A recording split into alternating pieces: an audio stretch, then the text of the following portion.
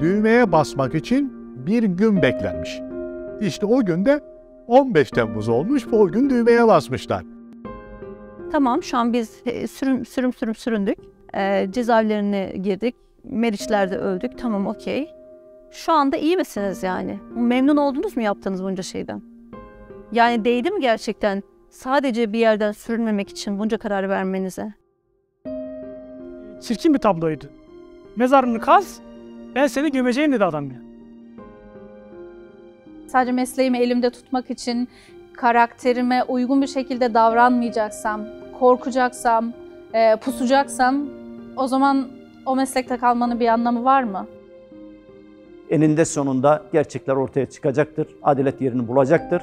Yeter ki geçmişte yanlış yapmadığınız gibi şimdi de yanlış yapmayın, dik durun. Suçsuz olmama rağmen savunmamı yaptım ama karşımda bir muhatap, bir hakim yoktu. Adaleti dağıtacak bir insan yoktu. Aldığı emirle o an rahat bir şekilde beni savunmamı bile dinlemedi. Hızlı bir şekilde tutanağa geçti ve tutukladı.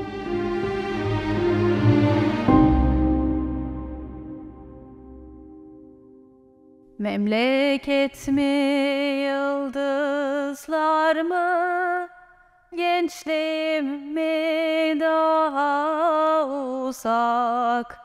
Kayınların arasında bir pencere sarı sıcak.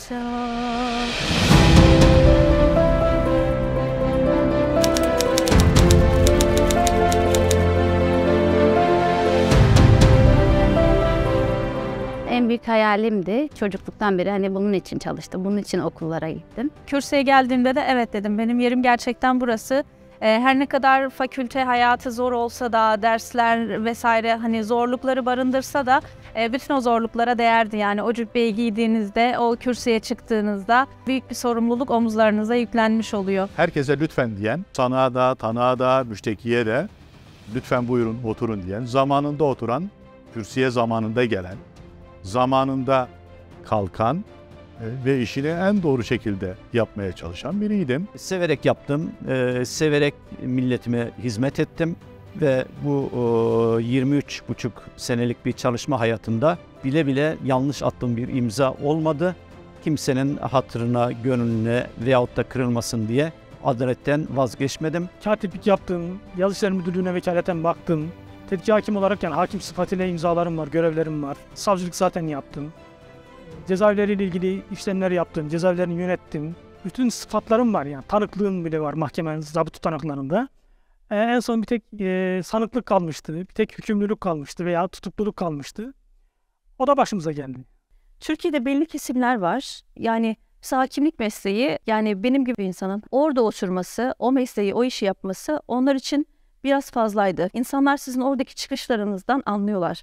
Yani bu kişi benim söylediklerime göre karar verir mi? Yoksa bu kişi adalet diye mi tutturacak? Yani oyun bozanlık mı yapacak? Adeta onlar kendilerine bir oyun kurmuşlar.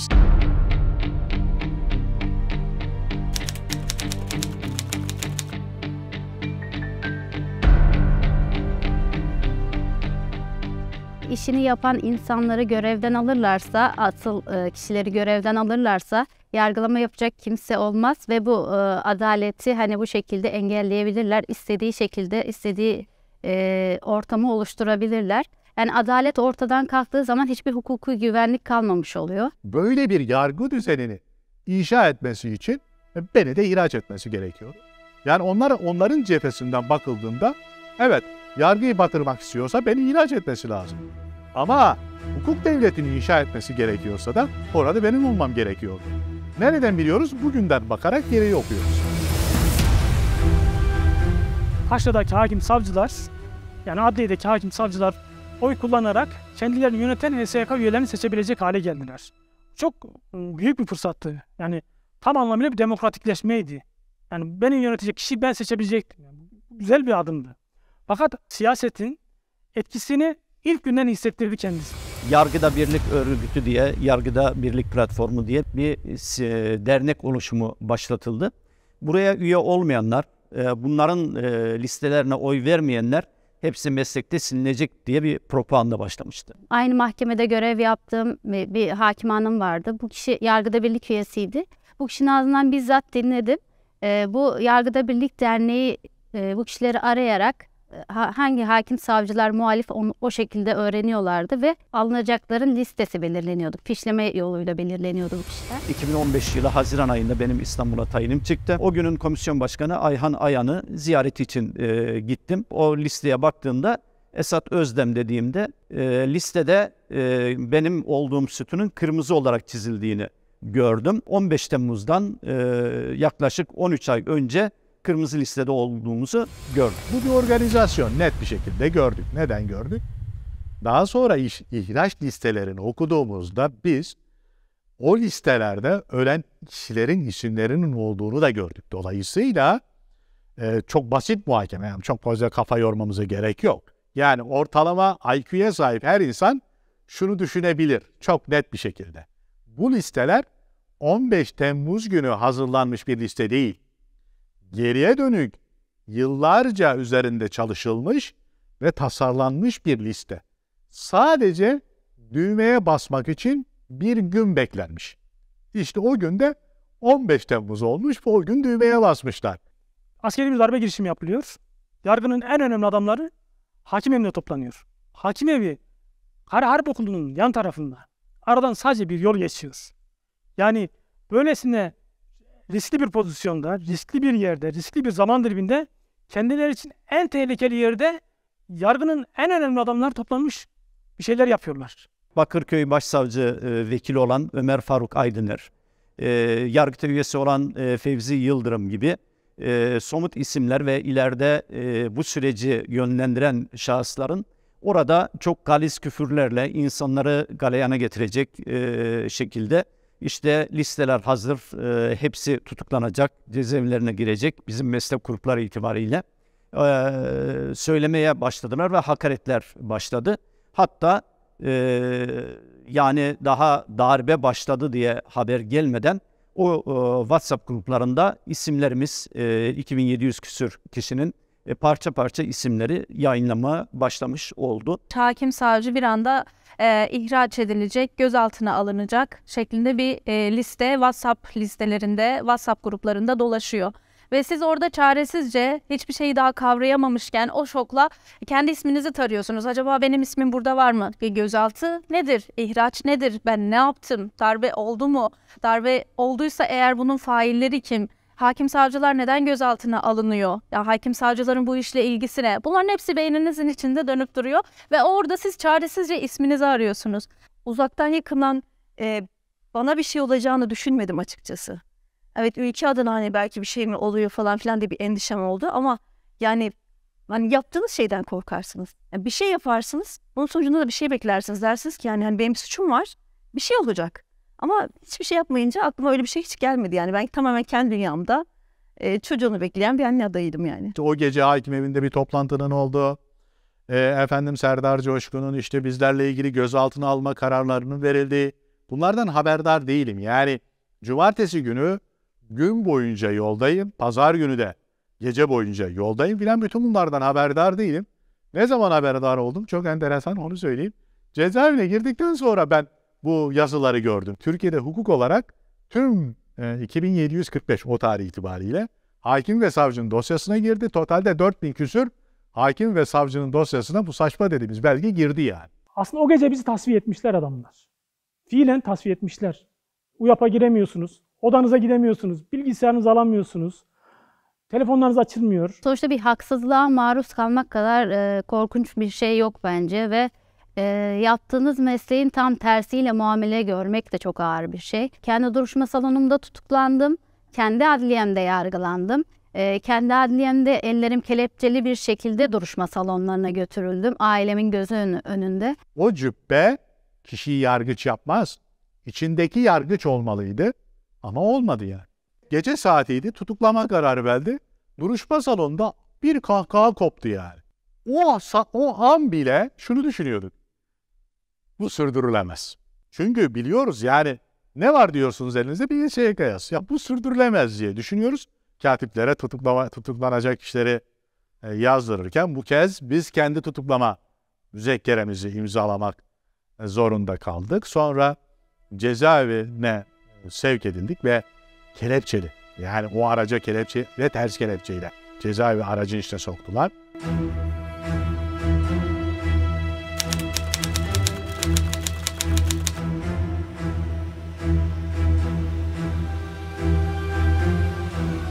Tabii eşim gözaltına alındı. Daha sonra netice tutuklandı.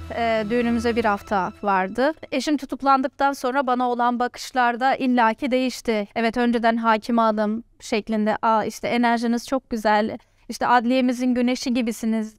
Bu şekilde iltifatlara boğan insanlar tarafından bile artık yanına bir sıfat daha ekleniyor. Eşi silahlı terör örgütüne üye olan ve bu nedenle tutuklanan, cezaevine gönderilen Hakime Hanım. Neden şu an polisler benim kapımdaki diye düşünüyorsunuz ve kaygılarınız had safhada, çünkü doğum çok yakın.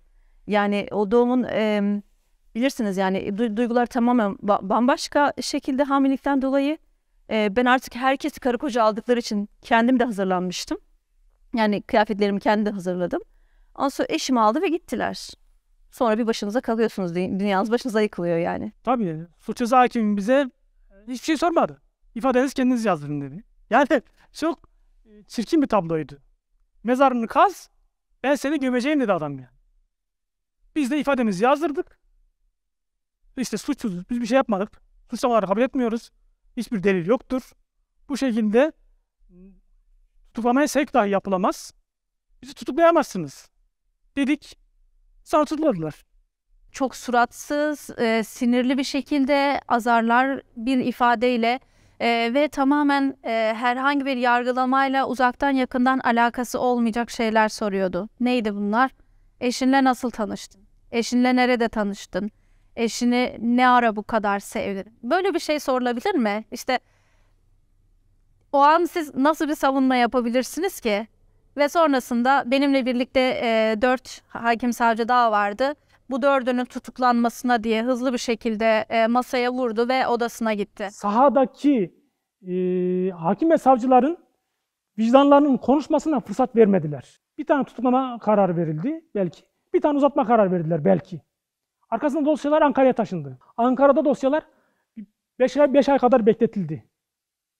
Daha sonra kanunu değiştirdiler. 7 tane veya 8 tane Bölge Adliye Mahkemesi'nin bulunduğu yeri seçtiler. Oradaki mahkemeleri, hakimleri, savcıları ayarladılar. Her şeyi planladılar. Daha sonra dosyaları tekrar sahaya gönderdiler.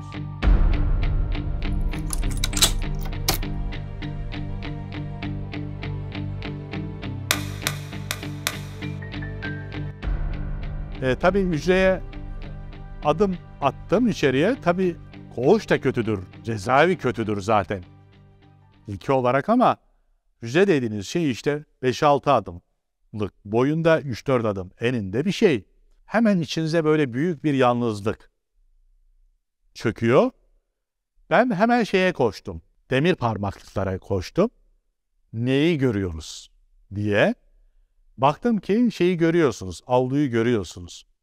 Düşününüz, o bütün felaket içerisinde küçük bir mutluluk oluyor. Yani mum yanıyor adeta. En azından avluyu görüyorsunuz. Yani dışarıya çıkanı görebiliyorsunuz. Kanalizasyonu, suyu bağlanmamış bir cezaevi. Mersin sıcağında, yani nemli, sıcaklı bir ortamda günlerce, haftalarca suların akmadığı olurdu. Zaten hani klima ya da o tarz bir şey yok. Su da yok. Hani buna maruz kaldığınız bir ortam. Çocukların olduğu, hastaların olduğu, koskoca bir cezaevine sadece bir doktorun baktığı bir yer. Yani oradan çıkmak, sağlıklı bir şekilde çıkmak mucize gibi bir şeydi. Bu yerde 16 ay kaldım. İşte 70 gün sonra annemiz, babamızı, eşimizi, çoluğumuzu, çocuğumuzu temas ederek görme şansı elde ettik. Açık görüş salonuna annem girer girmez böyle dövünerek ağıt yakmaya başladı, masaya vurarak. İşte Mustafa'm sana ne ettiler? Sen bir karıncayı incitmezsin, sen bir dalı kırmazsın, sana neler ettiler diye ağıtlar yaktı böyle. Babam orada ilginç bir şey söyledi. Babam bana dedi ki, bak oğlum dedi, belli dedi, hepiniz dedi Anadolu'nun gariban insanların gariban çocuklarısınız dedi. Belli dedi, manzara ortada dedi. Aslında orada ben şunu gözlemledim. Cezalandırılan biz değildik. ellerinden meslekleri alınan sadece biz değildik. Analarımız, babalarımızdı. Hani ben babamın hayaliydim yani. Okula bile gidememiş bir adamdı. Onun hayallerini çaldılar. Onun hayallerini hapse attılar. 38 gün kadar kalmıştı doğuma. Ben biliyorum, eminim, böyle konuşuyordum. Şu an çok çocukça geliyor. Eminim eşim gelecek doğuma kadar. Yani ben bunu yaşamayacağım. Hani çocuğumu eşim olmadan doğurmayacağım yani. Doğum bu kadar yaşanılan sıkıntılar sebebiyle çok zor gerçekleşti.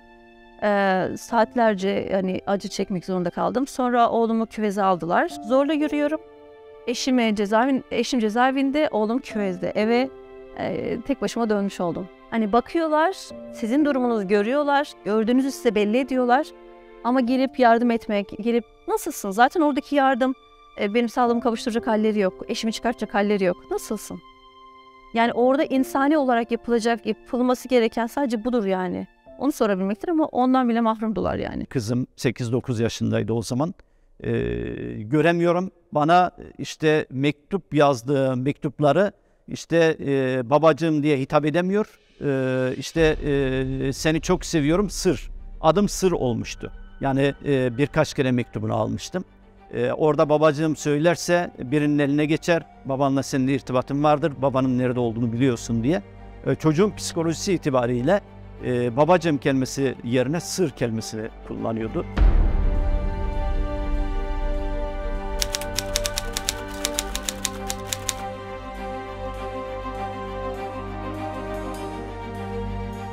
Banyo sobası yakmak zorundayız ama banyo sobasına zehirlenme ihtimalimiz de var. Bir gün soba gerçekten hani böyle tüttü ve ortalık duman kapladı. Kapılara vuruyoruz, hani bağırıyoruz ama gardiyanlar açmak istemiyor yani. Dumanlar artmaya devam ediyor. Biz daha avazımız çıktığı kadar bağırıyoruz. Neredesiniz, nerede kaldınız, işte bizi burada ölüme terk ediyorsunuz diye herkes avazı çıktığı kadar bağırıyor. Oradan zar zor kapıyı açtırdık. Daha sonra havalandırmaya çıktık. Hani bir süre kaldık duman gidene kadar. Kaç arkadaş, yine öncesinde solunum rahatsızlığı olan arkadaşlar hastaneye kaldırıldı. Çünkü onların durumu bayağı ciddi. Uzun bir süre sonra ilk defa gökyüzüne baktık. Hani karanlık, yıldızlı bir gökyüzüne. Gerçekten hani o bize iyi gelen bir durumda. Hani öncesinde bir kabus yaşamış olsak bile o bizi gerçekten bir nefes aldırdı. O gün gökyüzü çok güzeldi, maviydi. Parlament mavisi bir renkteydi ve yıldızları çok net görebiliyordunuz. Sonra işte ben mırıldanmaya başladım.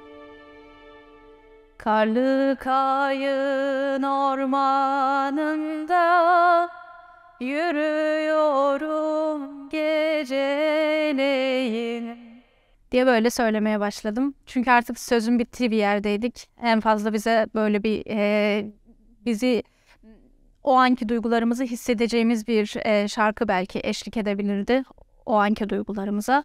Sonra diğer arkadaşlar da böyle yavaşça mırıldanmaya başladı ve ortalama yarım saat hava aldıktan sonra tekrar koğuşa girdik. Öyle bir geceydi. Gökyüzüne bakarak, gözlerimize bakarak bu şarkıyı sonuna kadar devam ettirdik. Sonra orada geçen işte ikinci kıtada efkarlıyım, efkarlıyım. Elini ver, nerede elin? Efkarlıyım, efkarlıyım. Elini ver, nerede elin? Tabii ki böyle bitmedi.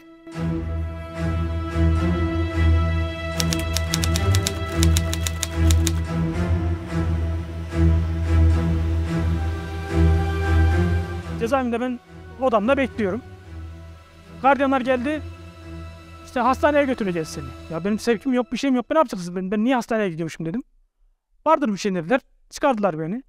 Gardiyan beni götürürken korkma dediler. Yani çok sıkıntılı bir şey yok dediler. Yani hani bizim çünkü cezaevinden çıkarıp işkence gören insanlardan falan haberdar olduğumuz için kaygılanıyor insanı ister istemez. Ya gitmeyeceğim de diyemiyorsun. Kampüste, Silivri kampüste bir hakim savcıların çalıştığı bir bina vardı. Oraya götürdüler. Savcı beni ifadeye çağırdı. Dedim benim dosyam bitti, ben niye çağırdınız dedim. Seni tanık yaptık dedi. Ben kimin tanığıymışım dedim. Ben şöyle nereden ne oldu falan. Diyor ki işte gel dediler, itirafçı ol. Biz seni kurtaralım.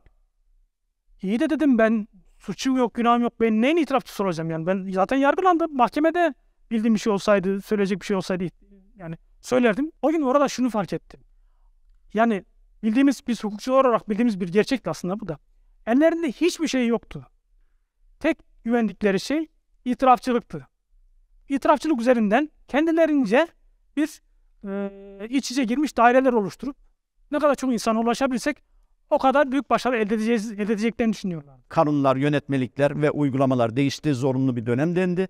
Yeni alınan, meslekte iş tecrübesi olmayan kişilerle yargı doldurulmuş oldu.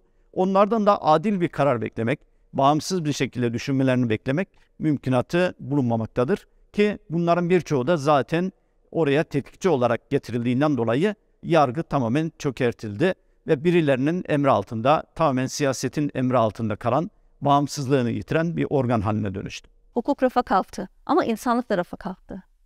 Yani insani şeyleri de kaybettiler. Mesela başsavcı karşına geçip bak çocuğunu düşün. Bu ne demek? Çocuğunu düşün, itiraf et, itirafçı ol. Yani sizin karşınıza geçip utanmadan bunu söylüyorlar. Yani demek ki çocuğun kutsal olduğunu, çocuğa insanın dayanamayacağını, çocuğuna bir şey olmasından insanın en çok endişeleneceğini biliyor aslında. Kendileri çocuklarını pamuklara sardılar yani. Ama o sırada bizim çocuklarımız yani Erzurum'un o soğuğunda görüşlere gitmek zorunda kaldı. Mesela görüşte hiç unutmuyorum. Susadık gibi bir şey oldu. Su istedim oradaki gardiyanlardan. Eşim dedi ki boşuna istiyorsun, vermez. Su bile vermiyorlar yani. Ama sonra karşınıza geçip o Kerbela'dan bahsederler yani. Hani çok dindar olduklarından bahsederler. Ama karnımızdaki çocuğa kadar yaptılar bunu. Yani insan istiyor ki yani mesela şu an ben mesela tekrar çocuk bekliyorum. Bir şey olacak diye korkuyorum yani. Kıpırdanınca böyle az biraz eşim hızlı gidince korkuyorum bir şey olur diye. Aynı şey benim diğer çocuğum için de geçerliydi. Hele ilk seferimde. Ben bu çocukta şu yaşı yaşamamıştım. Şunu göremedim. Bunu kaçırdım duygularını yaşıyorsunuz. Dolayısıyla o esnada oğlum 3,5 yaşındaydı. Ziyaret olup olmayacağı çok belli değildi. Son anda dediler ki kapalı bir görüş olacak. Hani ben dedim ki getirmeyin çocukları falan ama getirdiler. Camın öbür tarafında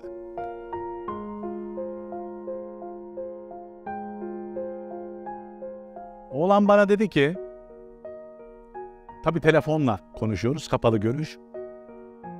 Baba dedi ben seni çok seviyorum dedi, ben de oraya gelmek istiyorum. O an tabii büyük bir şey yaşadık. Yani büyük bir sıkıntı.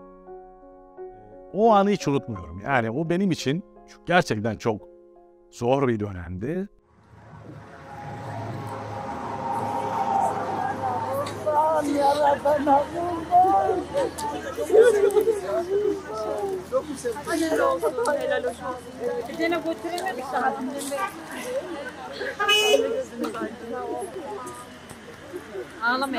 İçeri girdiğimde gerçekten hani güçlü değildim belki o kadar ama dışarı çıktığımda daha da güçlendiğimi düşündüm.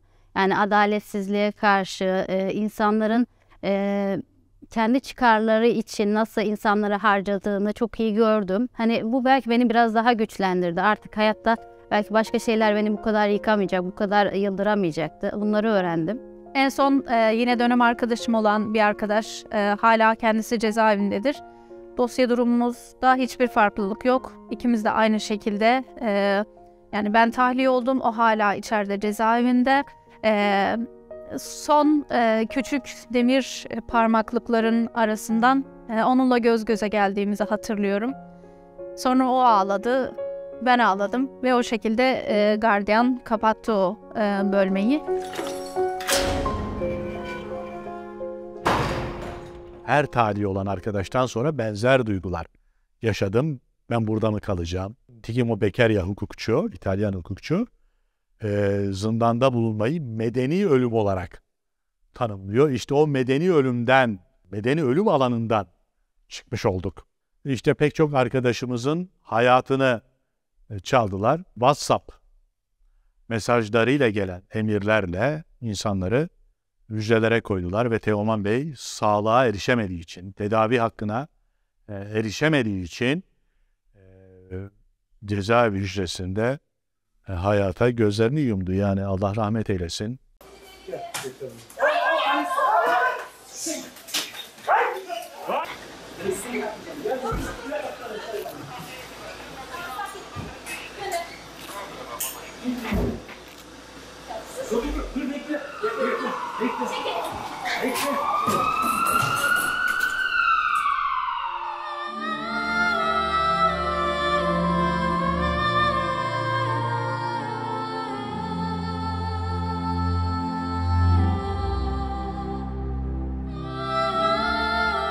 Lojmandan zaman zaman onun arabası, zaman zaman benim arabayla mesaiye gittiğimiz oldu. Bir keresinde hiç unutmuyorum, gözümün önünden de hiç gitmiyor. Daha 15 Temmuz olmamış. Ya bunların niyetleri demek ki ta o zamandan kendileri gibi düşünmeyen insanları hapse atmakmış şeklinde bir anekdotu olmuştu. Tabii hapse atmayla da bırakmadılar. Onları hiçbir zaman unutmayacağız. Bunlardan bir tanesi de Gülsüm Coşar, yakın arkadaşımdı. Türkiye'de onca haksızlığı yaşadıktan sonra bir şekilde yurt dışına çıkma kararı aldı ve Almanya'ya geldikten çok kısa bir süre sonra hayatını kaybetti. Bir hafta arayla doğum yaptığımız Gülsüm arkadaşımız vefat etti yani. Doktor kalbi çok yaşlı demiş. 33 yaşında bu kız. Yani bu kadar yaşlı bir kalp görmedim demiş mesela. Yani bu kalp neden yaşlandı? Ya bu normal mi yani bunun yaşaması?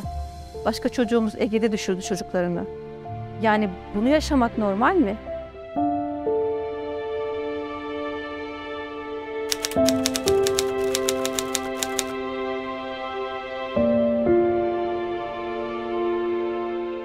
Bir gün belki adil bir yargılanma ortamı olsa yine insan yargılanmak ister ama bunun olmadığını bildiğim için artık kendime bir gelecek görmüyordum orada.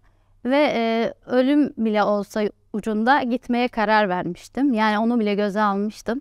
Yeter ki haksız bir şekilde aynı muamelelere maruz kalmamak için. Bir damga vuruluyor ya da bir kolluk takılıyor. Onun gibi bir kollukla dolaşmak zorunda kalıyorlar. İnsanlar pek çok şeyden uzaklaşıyorlar. İnsanlar bir kere, yani dışarıdaki insanlar sizden uzaklaşıyorlar. Sizle temas etmek istemiyorlar. 2016'dan beri biliyoruz işte içeride olan ya da dışarı çıkmış olan herkesin başına gelen bütün kapıların yüzünüze kapandığı bir süreçte karşılaşıyorsunuz. Onu kolaylıkla bulamıyorsunuz. Ne iş yapacağım düşünceniz oluyor ve sonunda da şu noktaya geliyorsunuz. Bu ülke bizim açımızdan yaşanmaz olmuştur. Sadece benim açımdan değil, çocuklarımız açısından da yaşanmaz olmuştur. Çünkü çocuklarımızın okuduğu okullarda işte emniyet güçleri geliyor, öğretmenler geliyor, bir konferans toplanıyor ve orada şu soru soruluyor kendilerine. Ailenizde FETÖ'den, FETÖ'cü olan, tutuklanmış olan var mı? Ve el kaldırması isteniyor o çocuktan. Korkunç bir şey. Geçmiş olsun ziyaretine geliyorlar bir şekilde. Bu insanlar geliyor sizin yanınızda. Ya işte senin suçsuz olduğunu biliyorduk da diğerleri de şöyleydi. Böyle ithamlarla içeride beraber kaldığınız o insanların masumiyetine şahit oluyorsunuz ve dışarıda o insanlarla ilgili böyle düşünüyorlar. Evet sen suçsuzdun ama senin dışındakiler bilmiyoruz. Onlar suçluydu. Ben kucağımda 2 yaşında bir bebekle o bota nasıl bindim? Çünkü o kadar çaresizdim ki. Yani her seferinde şu korku. Ben cezaevine gireceğim. Çocuğum orada emekleyecek. Çünkü her gün aynı haberlere uyandık. Yani her gün bir çocuk daha cezaevine atıldı. Ve ben de bunlardan biri olmaktan korktuğum için diğer bir daha büyük risk olan belki ölümü göze alarak Meriç'ten geçtim.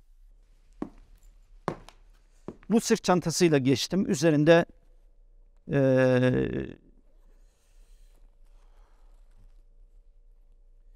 bir kat kıyafetim vardı. O kıyafeti yanında ne götürebilirim diye düşündüğümde kızımın özel olarak yazmış olduğum mektup, bu mektupta sır diye hitap ediyor babasına ve mektubun içerisinde kendi elleriyle yapmış olduğu şöyle bir kalp resmi ve bahçeden koparmış olduğu bir gül kurusu. Bunlar benim için çok değerliydi.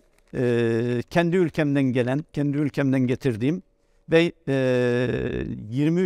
23-24 yıllık meslek hayatım boyunca Türkiye'den elde ettiğim tek hediyem bu ve çantamdaki bir kat elbiseler olmuş oldu.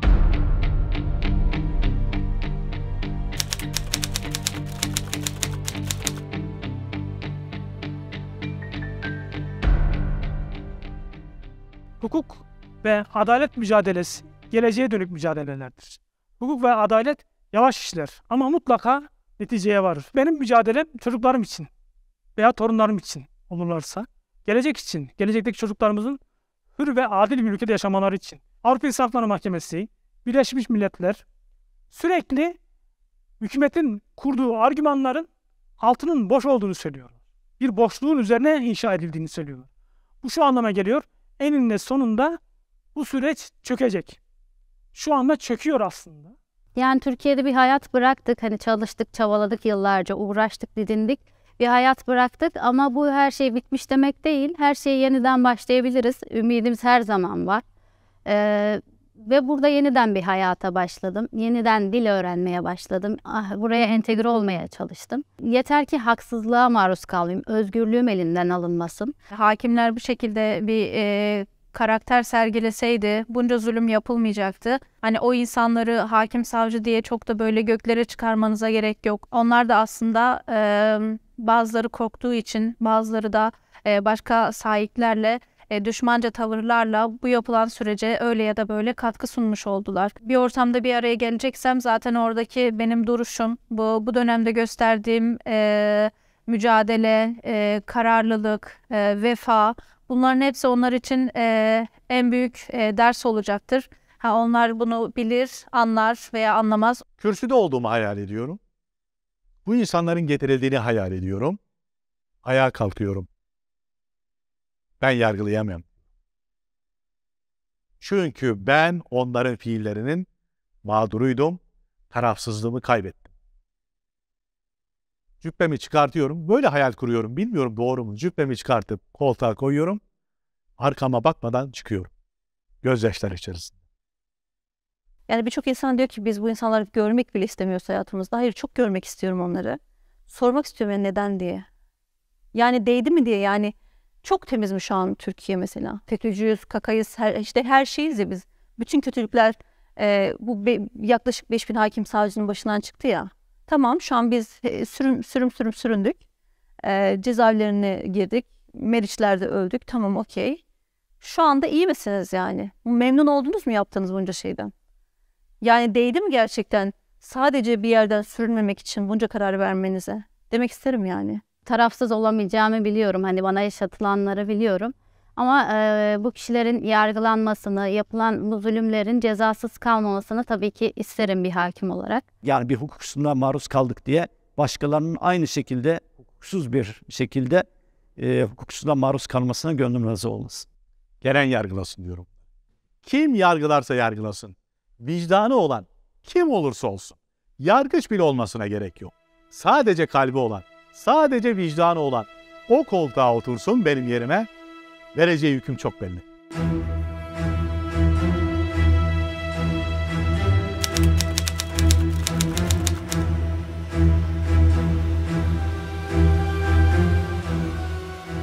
Ben eğer bu süreçte görev yapan hakim ve savcılar hakkında bir iddianame düzenleyip onlarla ilgili yargılamalara katılsaydım ve haklarındaki mütalayı verecek olsaydım şöyle derdim.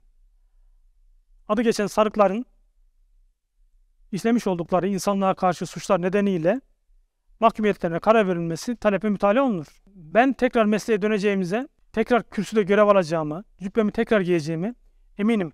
Çünkü ben tam anlamıyla masumum.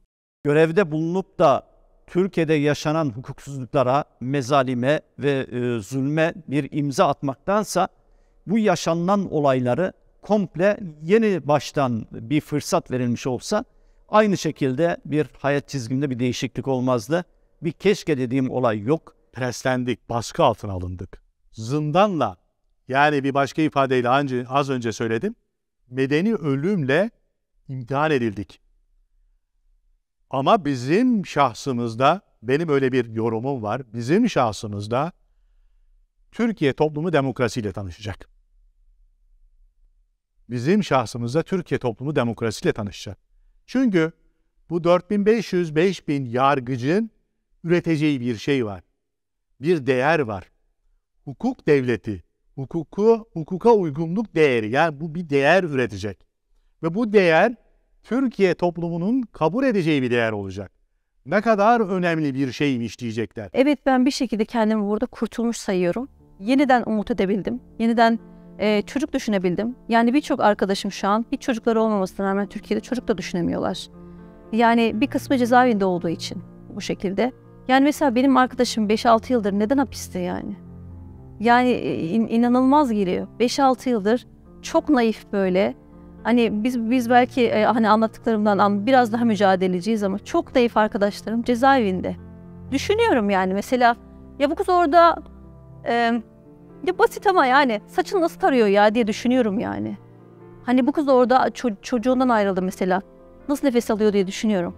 Yani hem özel hayatınızda hem iş hayatınızda sahip olduğunuz şeyler izniniz dışında bir anda hiçbir gerekçe, sebep gösterilmeden, herhangi bir hukuki dayanağı olmadan elinizden puf diye uçup gidiveriyor. Gerçekten gönlümden geçen bir zamanda ve arkadaşlarımla birlikte düğünümü yapmak istiyorum. Sade, hoş, beyaz bir gelinlik hayal ediyordum. Benim 2 tane kıymet verdiğim gerçekten gömlek var. Üstümden cübbem zorla alındı ama ben bu 2 gömleği saklıyorum. Birisi tutuklandığımda giydiğim, üzerimde bulunan gömlek. Diğeri de Meriç'ten ülkemi terk ederken giydiğim gömlek. Hani bu gömlek bana yaşadığım haksızlığı, hukuksuzluğu unutturmasın diye her 2 gömleği de ara ara bakıyorum, giyiyorum. Ve saklıyorum. Hani sonuna kadar da saklayacağım. Bu haksızlıkların bir sonu gelene kadar da saklamayı düşünüyorum.